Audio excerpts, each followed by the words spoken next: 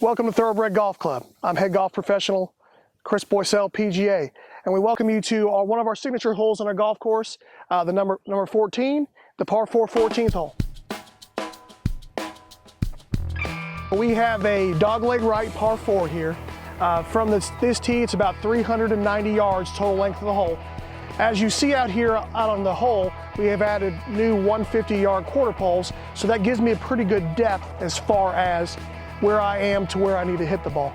The thing I notice for most amateurs is they get up here and they see a shot like this, and they try to basically change their swing to try to make a certain ball flight for the hole. If you're a slicer, play the hole as a slice. If you're a drawer like I am, I play slight little right to left draw, go ahead and play that shot. Instead of trying to fix it on the golf course, that's one of the big things I notice most amateurs run into. They get on the golf course and try to fix their swing, and instead of letting the, kind of what you're doing, especially for that day, kind of dictate how you play. The key I find too is a lot of amateurs tend to overswing. So just stay within yourself and swing to a nice balanced finish.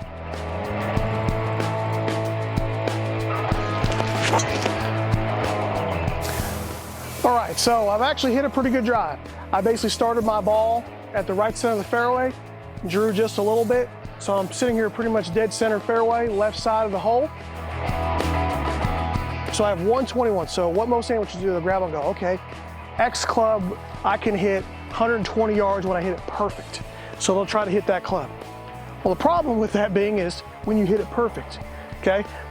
The key thing I always try to tell most of my students is, play to the distance that you most likely hit it. Not the best you hit, not the worst you hit, somewhere in between.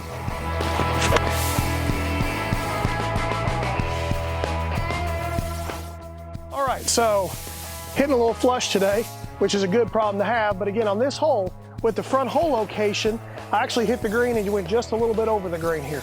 But again, I have a lot of green to work with, so this is a much easier chip shot, even though I'm farther away from the hole than I would have conversely on the opposite side, especially for most amateur players.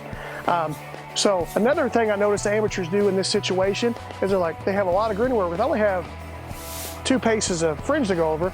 They'll grab their sand wedge or lob wedge out, try to hit a high shot, flop it in, roll all the way down. There's no sense in doing that. Try to get the ball on the green as quickly as possible and let it run. So for this shot, I'm using a 7-iron.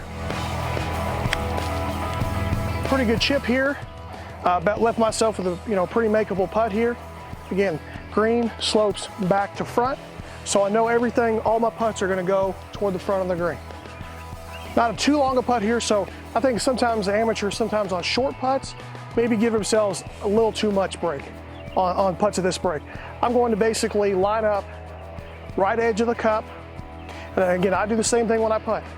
I'm going to pick me a kind of imaginary line here between there. I'm going to pick a spot to hit it over and just hit it over that spot. Let gravity do the rest.